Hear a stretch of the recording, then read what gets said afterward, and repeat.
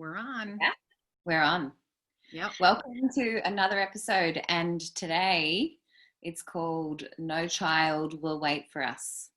And we just came up with that title because we were starting to talk about Michelle's day, and you guys all know how important it is for us to put the children first and keep the children safe by reparenting ourselves and keeping our own inner child safe. So I wanted to start off today by just asking you, sister, how your day has been with your beautiful first son. My beautiful first son. Yes. Yeah. So today I dropped my son off at university. And it has been a very emotional day. It really started yesterday with all the packing and whatnot. But so much was coming through my being as I was navigating this entire process with him. It was very different than it would have been pre-COVID. There were so many hurdles to sort of jump over emotionally, because there were so much that I was perceiving as pathological, and yet wanting to, support my son and stay positive for him. This is what he's chosen. He's aware of all the different tentacles, everything going on, and this is something that he's chosen. So, and then of course adding in the fact that I'm bringing my beautiful baby boy to university, which he's only an hour away, but it's still, and bringing him somewhere and dropping him off and leaving him, Can I just ask, so you just said he's aware of all the tentacles, yeah? So it's not as if he's going in unarmed. He's aware. Right. He's aware. He's aware. Yes. And that's been a big theme for myself, is that I have prepared him as much as I could prepare him. And, the last thing that I said to him was, remember who you are. Those were my last words. Remember who you are. And he said, I will, Mom. And then I said, and if you forget, you call me. Because, just there's a lot going on. And, he's young, he's 17 years old, but I know he can handle it. So, the first thing that came to my attention was, the way, as we were pulling into the university, they had all these cones set up, and everyone was wearing masks, and, they were directing us to go certain places. They were trying to avoid too much population density in one area. So in terms of parking lots, even where we could park. And so we were directed to the student center, and I was supposed to stay in the car while Lucas went in, my son went in and checked in and got his student ID. And I had to go to the bathroom. So I had to actually ask permission to go inside and go to the bathroom. And then, I was told, you need to come back, right back out after. We're trying to prevent too many people in the student center. And so, I'm passing my son on the way out of the bathroom. I said, do you need me? Do you need me to stay here? He said, no, I'm fine. It's okay, Mom. So I went back out, and then he comes out and he has a gift bag from the school, which is something that, I'm going to mention what was in the gift bag. And if we go off in a different direction at that point and then come back, that's awesome, because I know that you're going to have a lot to say about what was in the gift bag. So what was in the gift bag were cloth masks, hand sanitizer, a bag of Doritos, and a whole bunch of candy. That's what was in the bag. Awesome. Was that just a welcome to university? It was a welcome to university. But how did you feel about it? What's that? How did you feel? How did you feel about it? How did Luke feel about it? Well, when I said to Luke, I said, do you think it's interesting that there's masks and hand sanitizer along with Doritos and candy in the bag? Do you think that's interesting? Do you think that that's an odd juxtaposition. And he laughed and he said, I know, Mom, I know. And I said, okay, because again, something that I've perceived with my son, and I'm sure a lot of mothers and fathers listening to this can relate to this. A lot of times, if our children stop us, if they put up a wall when we're sharing who we are, it's because they're afraid. They're afraid that we're going to push ourselves and our perspectives on them, and then maybe make rules or say no to something, or whatever it may be. And this actually came up for Luke and I a couple nights ago because he had to be tested. Tonight, actually, they're testing them all at 7:30, and then they have to quarantine until Sunday. And he waited to tell me about that. And I said to him, if this is what you want to do, and you understand all the ramifications and everything that we've talked about around it, then I will, because he's not 18 yet, I will sign it for you. And I said to him, and this is something that's come up so much, question me as well. Like, I'm your mom, and I speak, I walk around the house, Chris and I, we talk, we absolutely share our perspectives and our knowings with the children age appropriately. But I said, no, I will always support you in your choices. Always support you in your choices. And it just became very clear to me that he had hesitated telling me because he was fearing my reaction, which, in some way was creating anxiety in him, maybe worrying that I wouldn't sign it, that I wouldn't allow him to go and live his life in a way that he's choosing. Right. And so it was just another opportunity to show it, to show him again, that that's not something that I would ever do. It would. This is your life now. This is your choice. So hey, like showing them that it's safe to be who you are. Yes. And, for me, I know the same. Like, my girls are teenage. Well, I've got a preteen and a teenager now. Yep. And I know that, what you just said about question me, James and I from the very beginning have said to the girls, don't ever believe us, Right. Question everything that we tell you. We don't want you to believe what we tell you, because then you're just then taking that out into the world and projecting our opinion, which is not even your opinion, because you haven't critically thought about it. And as you were speaking, I was just thinking, just on a little side note, have you seen the movie Captain Fantastic? It's got Viggo Mortensen, and it's about a guy who raises his family in the bush, and his wife died.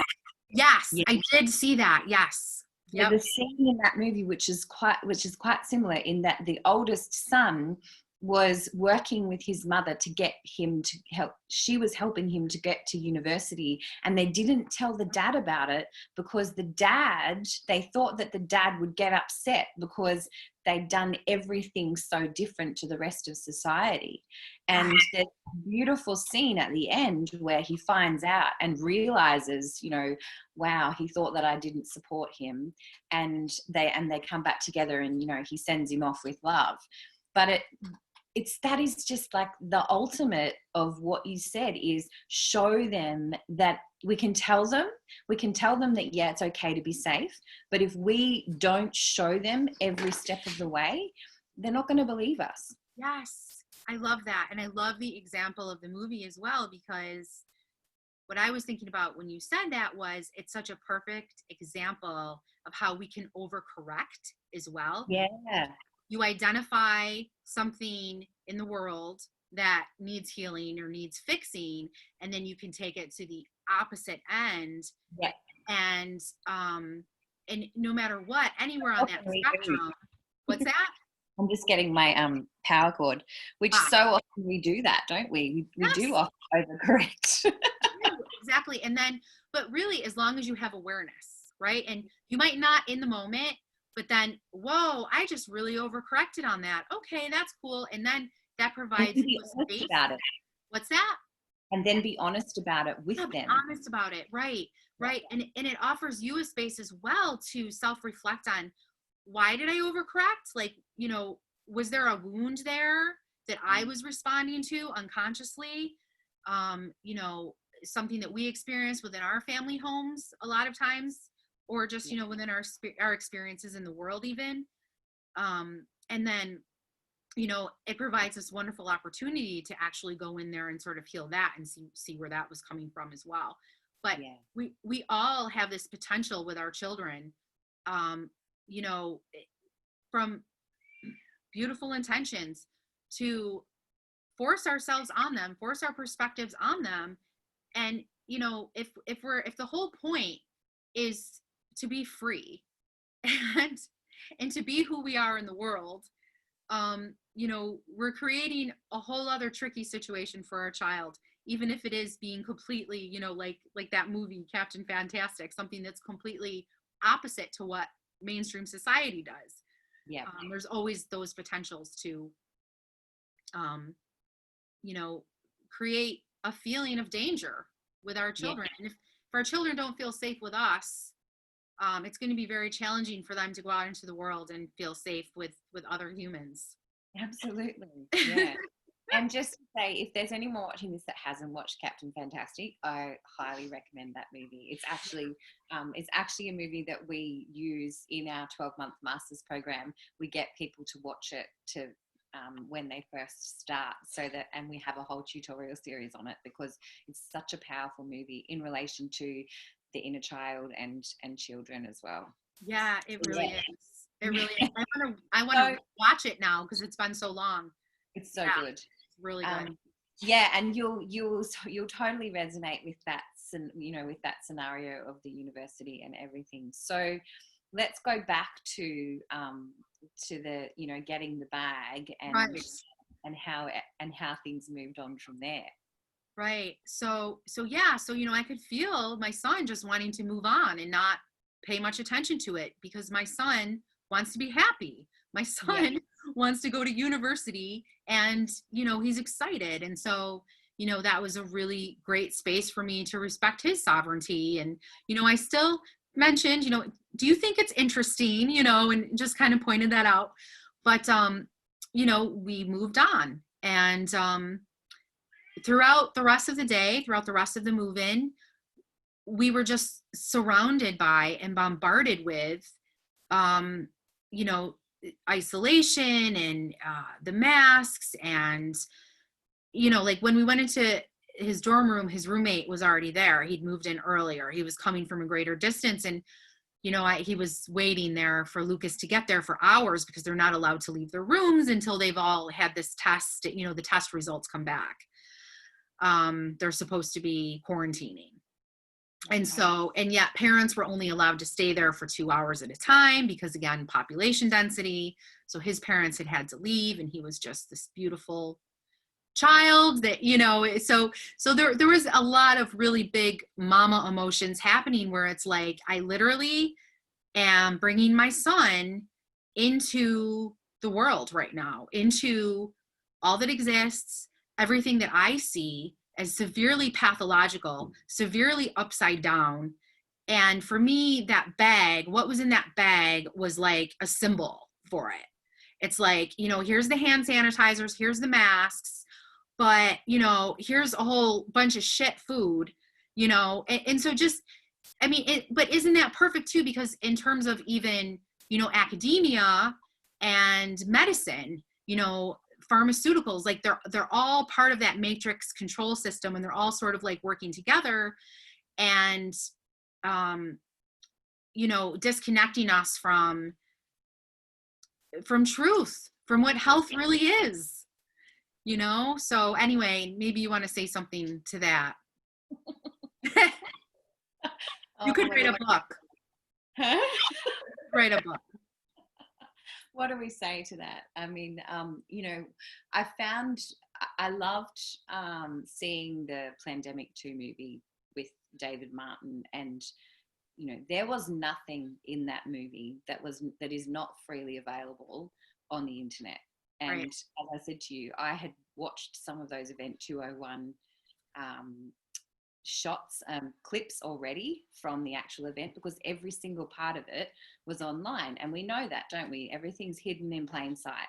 Yep. It's all there for us to see if we want to see, you know, all the patents and everything. And to me, it was just what David and Mickey did was just put it all out there and went, this is how they influence you to do what they want you to do.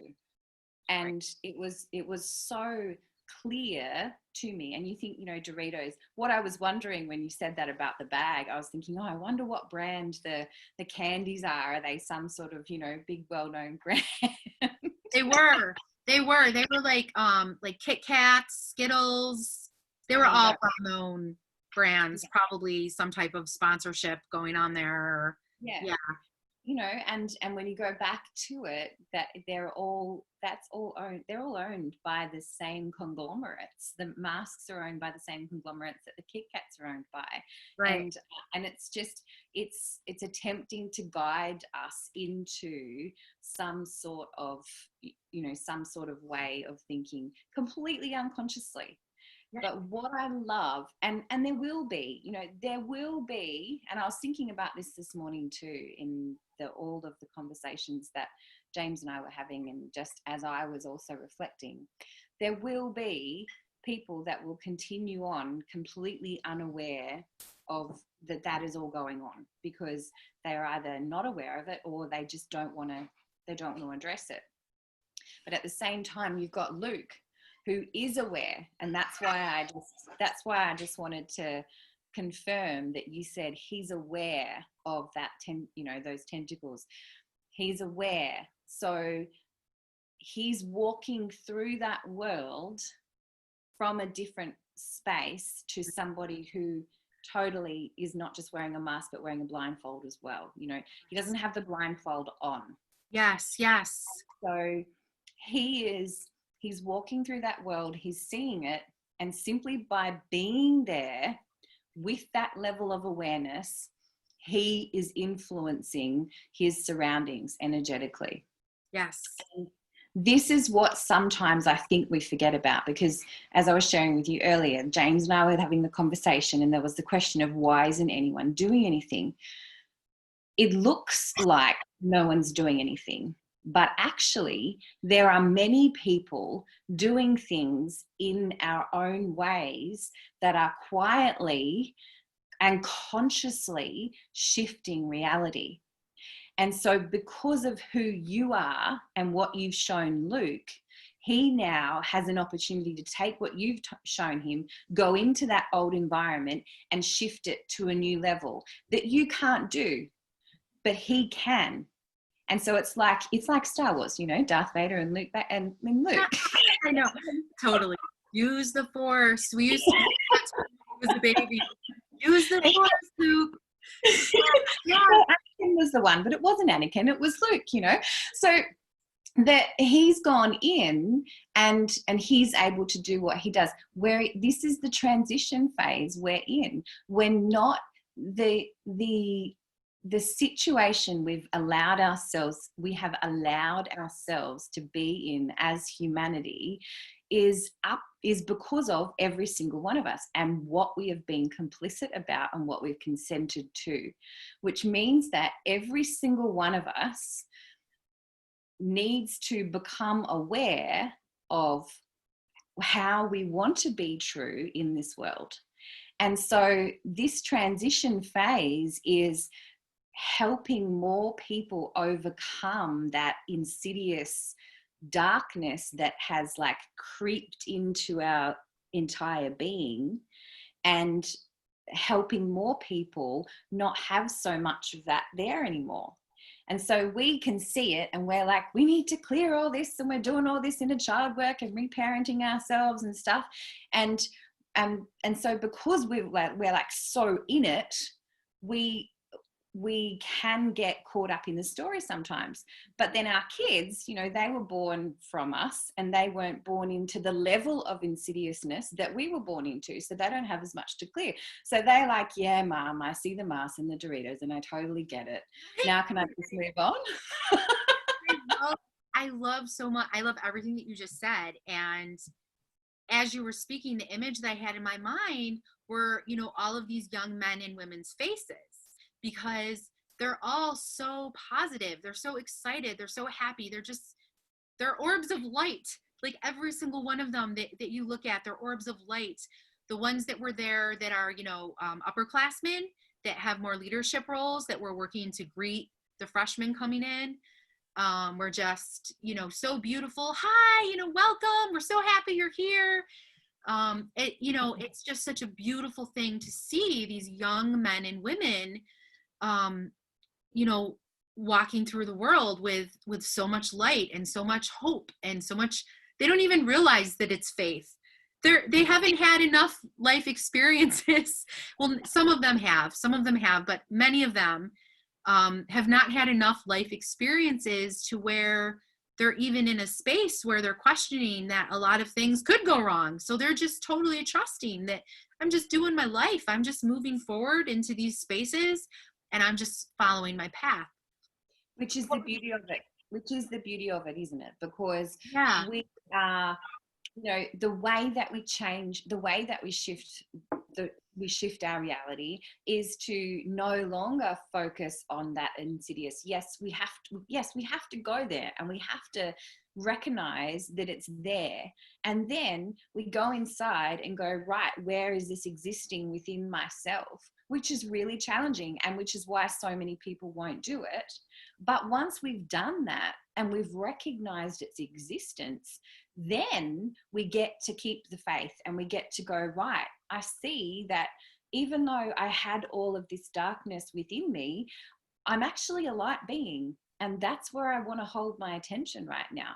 And so these guys have naturally got more of it. So let's allow them to hold more of it in a way that, you know, give them that awareness of what's going on around them, which is really important because, you know, that's why another reason why we've got to where we are in this narcissistic society is because people don't have an awareness. Give them awareness of what's going on around them, and then allow them to go and experiment and explore Within the world, within the actual world, within what is. And I'm thinking, as you're speaking, I'm thinking about something that came up in our sister circle earlier this week, which is this idea of, you know, one of the traps on the awakening path, the trap of the revolutionary, right? Which is where we're actually responding from the shadows that we have not made conscious. And we're responding with anger and with fighting instead of working in the world and, you know, bringing our light into the world and just feeling how, you know, our children just have this beautiful organic ability to just do that. Yeah. And, you know, in terms of ourselves, when we're working in the world within these polarities, absolutely, like you were saying previously before we started recording, sometimes we can start focusing on certain things, right? Like on, you know, there's this thing happening, or there's this thing happening, there's this thing happening. We want to speak to it. We want to shine light on it. But at the same time, you know, just checking in with ourselves and what, you know, what am I leading with right now? Am I leading with anger? That's fine if I am. But let me feel that anger. Let me, you know, find where that anger is coming from. I mean, it's beautiful if I am. We should be angry about many, many things happening right now. But, you know, leading with that into the world, then we're entering that vortex, you know, that the polarization vortex. And then we're participating in all of it. Yeah, we're still contributing to the wounded nature of humanity because I'm acting and projecting from that space. Right. And so I'm still contributing, as you're saying, like that vortex, you know, that's a great visual to imagine. We're contributing to that vortex or that loop of being. Right. And so when we, and it's actually still an avoidance strategy. It's an avoidance strategy of our subconscious. So I don't have to feel the pain completely. So, because if I'm just pushing it out there, then I don't have to bring all of it into this body. And that's the key. You know, when my spirit is fully in this body, I am so powerful. And that's why there's so much distraction, because the dark forces know that when we're all in these bodies, we are invincible. We are literally invincible. And then when we stand together, these bodies, yes. Exactly. Yeah. And then when we stand together in that embodied state, there is nothing. And this is, us being the faith keepers, we know this is the truth. So Yes. why would we now, such a great question, why would we now fear for our children's future when we know the reality that we are and have contributed to? That is a great question. Yes. And the answer is there. Absolutely. Absolutely. Yeah. Yeah. It all comes back to as well that work. And that was what else, as I was driving home today and I cried the whole way. Just because it was like, oh my gosh, I can't believe I'm here. I blinked, just yesterday, he was that little sweaty head on my shoulder, and and now I'm dropping him off at university, and it really did. It went by so fast, so quickly. And I'm so grateful for the insight it's giving me into my time with my two younger children, because it's making me feel even more gratitude and more awareness for being present with them, every moment being present with them. And so then what was coming through my mind was what we entitled this show was, no child can stop their world to wait for you. And for me, that means a whole bunch of things, but yeah. What does it mean? So what does it mean to you? Okay. So on a personal level, what it means for me is that when I look back at these last almost 18 years and I see everything that I navigated as a human, my awakening, the way I was growing, the way I was healing. And when Lucas was born, I wasn't awake yet, not at all. So when Lucas was born, I was running, and I was engaged in codependent ways of connecting. I was looking externally for love. I was looking externally to fill myself. And because of that, Lucas's father, I married Lucas's father. Okay. And this is all going to tie into the family, because I'd really like to talk about that too, the importance of the family unit, why it's so important to do our work. So it's this cycle, right? We're born into these families. Most families are dysfunctional. All families are dysfunctional in some way, shape, or form. Even families that are conscious, where parents are growing and evolving, and working to become more deeply conscious, there's still dysfunctions because we're all growing. We're all human. We're not completely embodied yet. We're not yet. So, when we come into young adulthood, like we're, say, Lucas's age now, right? 17, 18 years old. There's all that's going on inside of us. In my case, I had severe social anxiety that was never diagnosed, which diagnosis, that's a whole other topic. And maybe we'll get there today too, but it was never diagnosed. And I had panic attacks. It was very challenging just being in my body. And, I traveled a lot, lived in different places, was always sort of running. And when Lucas's father and I came together and we got married and had a baby, it was from a space of looking for love, looking for someone else to complete me. I hadn't done my own work. I didn't even know who I was. Lucas was born, I was 23 years old, 24, whatever. Didn't even know who I was. And, and so then that results in the dissolution of a marriage, because what I discovered was that his father and I were not even remotely compatible, not even remotely. And this was before I began my spiritual journey, but way back then, if you asked me, what do you think, why do you think you're here? What's the meaning of life? I would have said love. That's what I believed. We're here for love. So it was like, I'm seeking, I'm not staying in this situation. I'm moving on, and I'm going to seek and find joy, find more. There's got to be something more. Again, wasn't awake, but I knew there was something more, you know? And so then at that point, Lucas and I left the country that we were living in, moved back to our home country. And I got that, 40-hour-a-week single mom job. We lived in an apartment. He was going to the babysitters in the morning, being in school all day, and then babysitter at night. I'd pick him up. I'd come home. I'd be tired.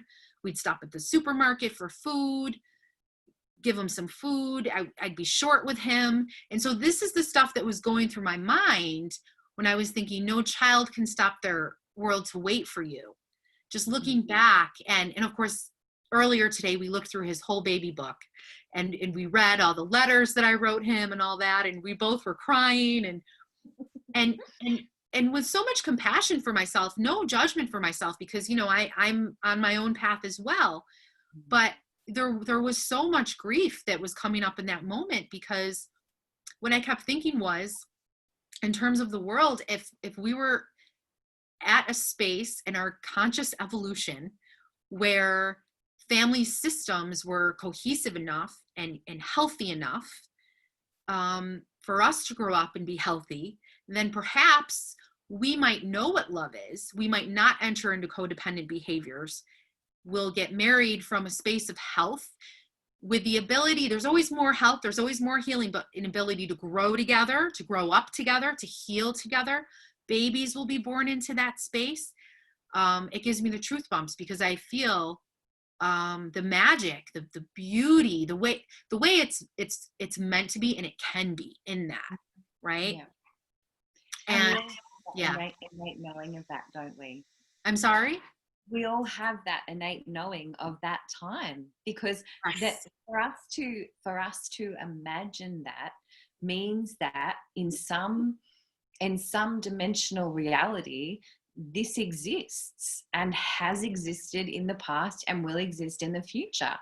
And that's what, as you were speaking then, that's what I understood as no child will wait for you, because every single one of us is being pulled towards that reality. Yes. And so they come in and they're like, right, well, there's more light here. I'm going to bring this in, and I'm going to go, and I'm going for this. And whether they're awake and realizing what they're doing or not, it doesn't matter, because we all come here and we're all running because we're actually all being pulled to that place. And funny, because James goes in, is like completely into all the ancient hermetics and that kind of thing, but he's been studying, but he also loves science. And he was talking the other day about the black hole, and how the black hole and the gravity, how it brings us in. Mm-hmm. And that's essentially where we're going, is to that place of the unknown, that the supposed darkness, but no one actually knows if it's dark, because no one's been there and come back to tell the tale. Right. But we're all being pulled to that place, and our children know that. They do know that. And I love how you did that, because that was where I was going to bring it next, was so from the personal level to, the level of the world and what's happening.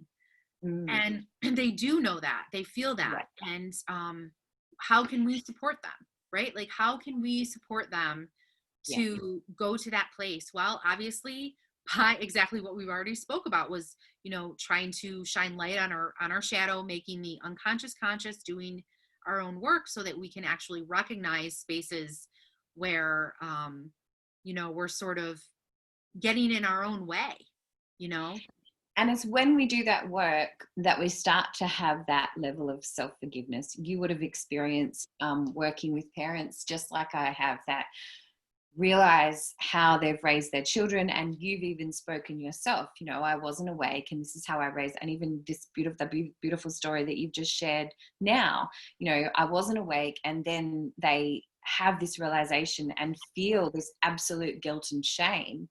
But it is by virtue of realizing that, I could have done better, and then forgiving myself, because I had no idea back then that I could have done better. I was just doing what I thought I needed to do. I needed to get money and put food on the table for me and my son. So I needed to do that. That's the space I was coming from. And then in this moment, have that ability to forgive myself for the person I was. And exactly like my story the other day of realize that I was being offered an opportunity to see that back then I was judgmental and opinionated. And if you threw something at me, I would just go, nah, I don't want to know about that right now. And so we're constantly offered the ability to see those parts of ourselves, and we can either push them away and be angry at them or whatever, or we can just call them in and go, I see you. And I forgive you, because there's actually nothing to forgive, because in this moment, I see you. Yes, exactly. Exactly. And we give that to our children, and they get to run with forgiveness rather than guilt and shame. Yes. Yes. I love that. They get to run with forgiveness. And I just want to expand a little bit further on that, because, all of that you've shared, if we can come back to that, like this element of, why am I here? I'm here for me. I'm here to bring the most light in as this human, and then impact the world simply by being who I am. If I have a family, then I'm offering that to my children. If we can come back to that, all of that distraction out there that is attempting to manipulate our emotions, and like you were talking about before, bring in the false revolutionary or the wounded healer, which has the intention of holding on to these loops or the vortex that you've given the visual of. It doesn't affect us, because I'm looking at my little world and realizing that my little world is actually all there is. Because if I can create so much beauty in this space, I am contributing to the beauty out there. Exactly. Now, I know there's going to be people that are listening to this going, no, that's bullshit. And that's okay. If you hear what I just said and don't agree with it. But if we look at it from a bird's eye view perspective, if you have a whole bunch of little spaces of beauty, eventually they're all going to connect and touch. And so that's why when we talk about, and this is common rhetoric, when we talk about how important it is to heal ourselves, that's what we mean. Because when we're on the healing path, really what that means is deeper self-awareness, right? So we can take responsibility, we can start to have awareness for our own projections, and our own responses, right? All of that. And when we do that for ourselves, then it extends out to the family. And then as that family goes into the world as well, it extends into, whomever they're coming into contact with. But just in terms of the individual, if, every individual was doing the work, when we were all just spotted around the globe like that, it would just be like starlight, that's all that you would see. Yeah, but like your 19-year-old self, or whatever age you were before when you talked about it, we just want to be joyful and happy. Right. But we intrinsically know that's what we're here for, is to experience joy and beauty and happiness. Exactly. And so why not focus on creating that for myself? And I was giving the analogy yesterday to somebody of like a human body. So I was saying, because I was talking about this person and I were talking about child trafficking. And I said, okay, so there's, 8 billion people in the world, there's 8 billion cells in our body, right? So the child trafficking, which is affecting so many people right now on so many levels because of the emotional trauma that it's bringing up in our humanity. But I said, just imagine it's a breast cancer. And she's like, you don't have breast cancer, do you? And I said, because I said it a couple of times, and I said, no, I don't have breast cancer. It's just an analogy. And I said, just imagine that it's a breast cancer. And I said, I'm a blood cell. I'm a blood cell, and it's my job, it's my purpose to circulate through the human organism, bring oxygen, bring nutrients, and be able to help the blood be as healthy as it can be. That's my job. And if I were to give up that job right now and go over here and try to help that breast cancer, then I am depleting my blood of the energy that I am here to provide, because I am so aware and sure that this is my purpose. So right now, I need to continue circulating through the blood and bringing that oxygen and nutrition to the body. And I said, over there are other cells that it's their job to do that. But right now, I'm here to contribute to the health of the human body, not to cleaning up the mess. Right. Yes. Yes. Exactly. Exactly. Yeah. And that's the empathy that we can have when we have done the work and when we are doing the work, is to be able to realize that, yes, there are things here that are bringing up trauma and pain, and, and there are terrible things, but these terrible things have been going on for a long time. And in this transition phase, this is going to be going on for a while too, because it's like been really bad and it's been all underneath, and now it's here on the surface. So we need to clean that up so it can be really good again. Right. Exactly. Yes. Technical terms. But it's so true, because just in terms of us going into the world with the intention to bring the light in and to create something new, again, reflected by those kids today at that university, that's exactly what they're doing, and there's so much creativity in that. We were talking about this before too. There's so much creativity in that. There's so much joy in that, as opposed to like swirling in a cesspool of despair with, everything that's already happened, that it's not like we can go back and we can undo it and we can fix it. So it's like, on a very now present level, but also on a quantum level, it's like you can feel into how meaningful it is when we bring our creativity into the world. And I'm not even talking in terms of, creating something like creating art or dancing. What I'm talking about is just, thinking of new ways to relate to people, thinking of, a new way that maybe something that you've never done before, right? Yeah. Do something different like that day. And that beautiful Facebook post that you put, right? What have you been creating lately? And I've seen that a couple of times.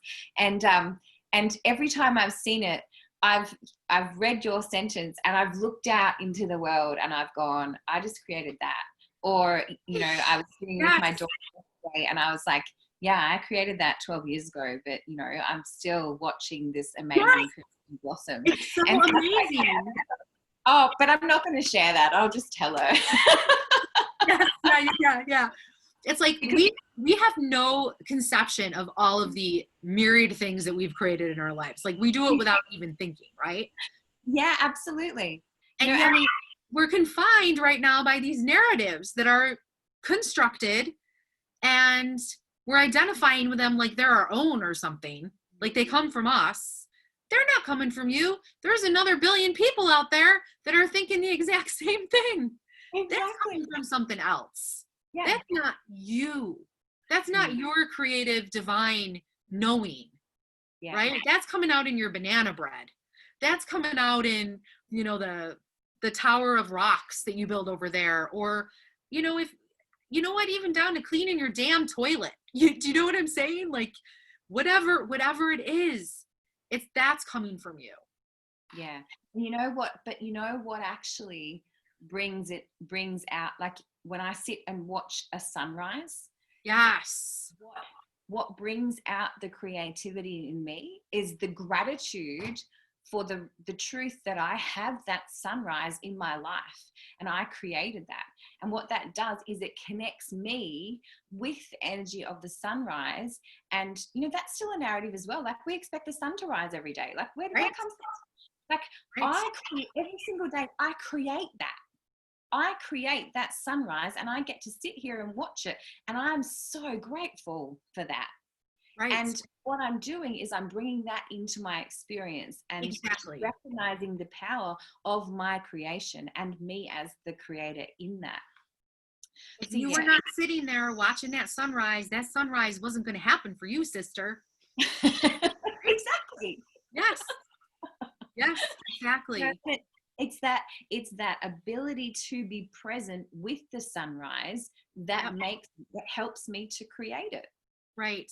And I love how you brought in the gratitude piece because that is huge as well. That's exactly, it's like what I was saying earlier, driving home, thinking about my eldest son, feeling so much gratitude for the deeper reminder of, just in case, you've forgotten this a little bit, be present with your babies. No child can wait for you. Be present with your babies. What do they need? And that inspires so much creativity because it's like I come home and they each had their own thing going on. Oh, my middle child is obsessed with cupcake decorating right now, so he's telling me all about how he wants to decorate cupcakes. And then the little one was getting out this floof, which is sort of like Play-Doh, and she's building all this stuff. And I was able to just really be present and just listen to every word they were saying, really be there with it and be really grateful for it. And just marvel at what they were bringing me and what I was in turn able to give to them. This is all stuff that we take for granted within our connections. It's sort of part of the human condition. And I feel like a lot of times I'll go through these spaces where I'm more deeply aware, I'm more conscious, I'm more grateful, and I'll sort of really marinate in that for some time. And then I'll sort of get involved with a whole bunch of other things and disconnect from it a little bit. And then I'm reminded again to go back in. And that's very much part of, being human, Yeah. and I feel that that's part of, we were going to talk about this as well. That's part of the Wetiko, that's, it's sort of like this mind virus that, takes us out of our divine nature, our creative spirit, our ability to be present, our ability to be in the moment, and sort of spins us out. So let's talk about that because when you were talking just then, the thought that came to me was our children will not wait for us. They know that we're being pulled to this. Yes. They know that there has been, whether they've been here many times in different lifetimes or whether this is the first time and they're a new soul, but they've come here with a really, really specific purpose. It doesn't matter. They all know that where we are now and what we've created isn't working. And their energy is contributing to the current breakdown of our Western society. Yes. Yet, and everything that's happening in the world, child trafficking and all of that, is bringing our awareness to how important it is to look after our children. Yes. Everyone knows that. Everyone's realizing that. Yet, this is it a need? It's like almost this unconscious desire to continue the way that it's been for our children continues to be a part of the narrative. Yes. So when you're talking about Wetiko, what is that? And like, how does it affect us? What is it? What's the meaning of it? How has it come about? Because I've heard it a number of times. You first mentioned it to me, and since you mentioned it, it's come into my consciousness a number of times. So what exactly is it? Well, first of all, let me just put this out there right now. If anyone is really interested in studying the concept, I highly recommend Paul Levy's work. He has a website, and I can't remember the name of his website, but if you just type into DuckDuckGo or whatever search engine you use, Paul Levy, he has so many articles written on this concept as well as other related concepts. He's very knowledgeable about quantum physics as well, which really ties into this idea of Wetiko. Right. Yeah. But so for major in-depth knowledge, check that out. But for now, what I'm going to do is share my interpretation, sort of what it means to me in terms of everything that I've read about it. First of all, it's a Native American term. Supposedly, the story goes that Native Americans said that about Europeans. When they first met Europeans, they said, oh, Wetiko. Wetiko is a mind virus that is also referred to, like in Carl Jung's work, by a different name. The Gnostics call it archons. So you'll see it coming up in different belief systems, different cultures, being called by different names. But the whole idea is that it's the way that it relates to quantum physics. This is very interesting to me, is it sort of like inverts itself, and it sort of keeps feeding itself, and ultimately sort of results in like it's almost as if humans will sort of feed it, but there's no awareness that they're feeding it. So it's like that idea of a self-fulfilled prophecy. Okay. So like we'll do the things that are actually like, they'll result in our undoing, maybe in terms of to our bodies, maybe in terms of to the earth, maybe in terms of, our connections with other people, the way that we relate. It's thought of as like a pathogen, really. And the beauty of Wetiko, though, is that, like in so many things, the medicine is in the Wetiko itself. So as we become more and more aware of how like our shadow is leading, because Wetiko is all about like selfishness, service to self, fear, projection, like any type of like sort of narcissistic tactic you can think of, like gaslighting, strong-arming, scapegoating, straw manning, like all of those things, which I'm going to assume that most people watching this will have some conceptual idea of what those terms mean, come from this mind virus, this Wetiko. And it's a collective mind virus, so it's like in all of us. Mm-hmm. And it makes us act really stupid, it makes us act really stupid.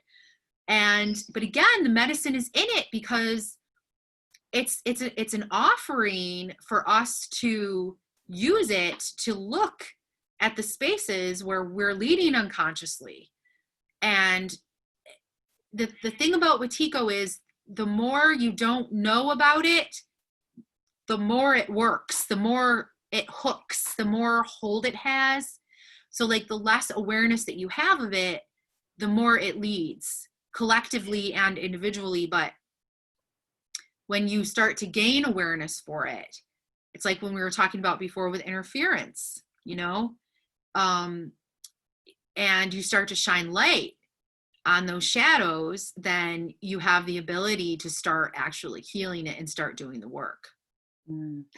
So beautiful. And so much of what you said, I can see how I've had the understanding of the concept from so many different angles without actually knowing the word itself.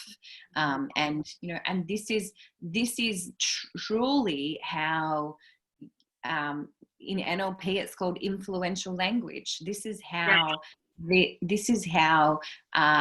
we have been able to be influenced in the 4D, our emotional realms. This concept is how we have been able to be emotionally influenced, emotionally charged, and it's because of all of this suggestion that's given to us about the way things that should be, the way that we should be. And Eric Fromm, I think it is, in his book Escape from Freedom, talks about the further away that man gets from his source, the more that he will fight to give away his freedom. Yes. Because we have been suggested upon so much that we don't know who we are anymore. Right. And therefore, the only way to combat, to remedy all of this, which I love that word remedy, because as a naturopath, nature has a remedy for everything. Right. And the only way to remedy this is to come back to our source and to feel what's going on, because even the things that have looked like light for so long have dark in them. But you know why they have dark? Because they're human. Right. Because we all have light and dark in us. And so if we see something, and this is particularly relevant to right now, if we see something that we thought was light and we go and then we find something bad about that, and then we go, oh, that's evil, we're just polarizing ourselves again. Yes. And again, being influenced by the suggestion that is given to us by the Wetiko. I think I'm using it in the right context. Yes. Yes. And we are polarizing rather than raising above, being able to see the whole game for what it is and going, that's okay. This is all part of a purpose. And everything right now is in divine order. The children know they will keep going and they will keep doing what they need to do to bring us to that place that we've all imagined and we've all seen and we've all known. And I love how you said a little earlier, you said that, it's our disconnection from source. It's our disconnection from self. And that is the antidote as well to Wetiko, is again, creation, play, being creative, because that's the creative spirit. That's the divine human outside of all the crap coming in that's, telling us to think this way or whatever. Creation and play. And I mean, who embodies that more than children, right? Yeah. Exactly. And doesn't play bring us back into that present moment? Go back to being my sunrise. Like, for me to see that sunrise, I have to be sitting there in a present moment, actually watching the sunrise over the horizon. Yes. When we're drawing something, when we're coloring in, when we're creating, we're completely present. Yes. Yeah, we're present. Yes. I want to read this one quote because I knew we mentioned before we were going to talk about Wetiko. So I did just copy and paste this small quote from Paul Levy. So he writes, what we don't accept in ourselves, but rather exclude from our self-image and push into the shadows of another world of the unconscious, thereby depriving it of light, becomes toxic. These repressed shadowy contents build up a charge in the unconscious, becoming contaminated with archaic archetypal energies from the collective unconscious. Mm-hmm. So I love that. Archaic archetypal energies. It's all in us. We dream those, right? Yeah. We have dreams of those different archetypes. Yeah. It is truly frightening how many of us are so out of touch with our own shadow that we can easily become unconscious instruments through which archetypal evil, which lies hidden within the dark side of the human psyche, can act itself out through us into the world. I just thought that was a really good nutshell quote, because that's really what we're talking about here, is taking self-responsibility, right? And like doing that work and being able to bring it into our surroundings. And if at any point, like, so simply put, okay, so how do I integrate that? How do I action that in the world? Simply put, if I am projecting negativity onto any other human being or situation, I am subject to this pathology.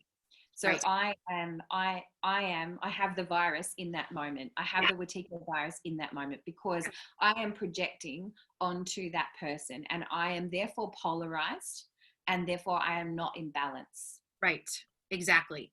And then we can also use it to say, if we are projecting, to actually go within, right? And find out, where is this coming from? What can I heal? What's asking to be looked at? What's asking to come up, because it's coming from a valid place. No doubt. Yeah. There was some sort of trauma. There was some sort of experience that resulted, I'll give an example. I recently had a sister who I just met, I don't know, maybe 2 months ago. She recently moved to the area. She's got 4 little ones, beautiful little ones. And she texted me, I think it was yesterday, and she said, and maybe she'll watch this, and that's totally fine. She asked if she needs it within the next few days, if she could come and stay with me, because she needs a safe space. And what came through me immediately was, of course. That was like the initial reaction. Mm-hmm. That was my core, my true self, and my intuition, of course. But then I started thinking, and I was like, wait, now we've only known each other a couple months. What if this? What if that? And then I started telling stories, and I started thinking about times when I've been involved in other situations where I ended up feeling taken advantage of, or I ended up feeling, like, okay, I think I know this person, but then, oh boy, this person has a lot to heal, which of course was always a reflection of myself, because I can see it in them. But it would result in, challenging situations that at times would usurp my own very healthy boundaries. Okay. So that all started happening, right? And I was able to sort of step back and understand that all those thoughts were coming in from old wounds, old experience, things that had happened in the past that have nothing to do with this present situation, this present beautiful human, this present beautiful sister. And then of course that goes into, well, who cares anyway? I'll freaking deal with it. Right? Like if it turns into something that isn't resonating in some way, then I'll deal with it lovingly. And it can be, a beautiful lesson for both of us to work through together. And, Yeah. and once I cleared all that, it just came back to, of course, of course. And that's it. The first answer will always be our most accurate. But Yes. then the mind wants to come in and bring all of these past what ifs into this present to create the future. For a great one is, well, this person can't be trusted. This person can't be trusted. Like that's it. We've all got trust issues, and I was talking about this yesterday as well. Yes. We've all got trust issues. Yes. My initial response is, of course. And then that part of me that doesn't want to trust other humans comes in and gives me all of these stories. And, and then this is the victim part of me, remember? Yeah. This is the part of me that feels powerless. Which is an archetype, by the way. Exactly. Yes. Yeah. And so this is the victim part of me that thinks that I am not the creator, that thinks that I am not all powerful, and says, but you can't handle this because of all of these reasons, and you're a victim and you will be betrayed.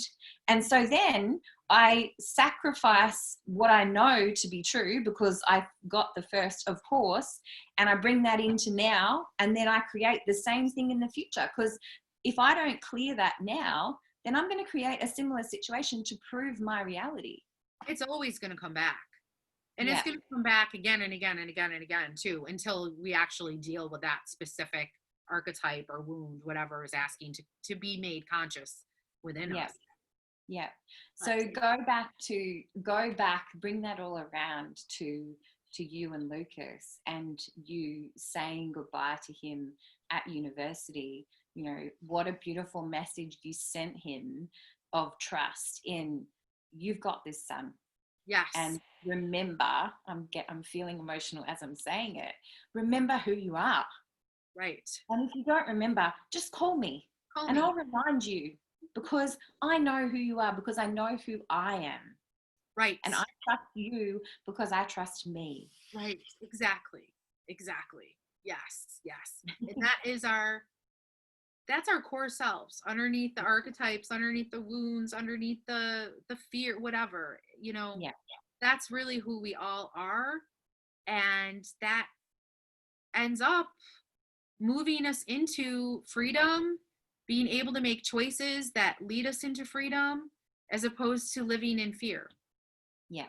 So, yeah. And for me, for anyone who's watching this at this time, no matter what time this is, like you might be watching this 10 years into the future, whenever you're watching it is obviously perfect. But for anyone who's watching this, just from, if you can take away one thing from what we've just said today, is when you go out into the world after you have listened to this, just walk down the street and see every other person as a reflection of you. Yes. And see how that changes how you interact with that person, because maybe you'll be a little less judgmental and have less desire to actually attack them or, judge them or speak ill of them. Yes. I love that. Absolutely. Yep. And the more deeply we practice that, all of us, it's going to have profound effects on the entire world, all of our communications. It's being used right now. Divide and conquer techniques are being used right now. Yeah. And I know that we can all gain deeper awareness for that. It might take us some time, but humans are going to figure it out sooner or later. And our children aren't going to wait for us to take time. So it's just going to go really quick. Exactly. Yeah. Is there anything else that we need to say today, do you reckon? I feel like this is a great space to end. I feel like it's been an awesome chat. We could go on forever, couldn't we? We could start bringing more in, but yeah. I think it's a good space to finish today as well. Yeah. So we'll talk again next week. Awesome, sister. Thank you so much. Love you. Thanks for I everyone. love you too. All right, bye.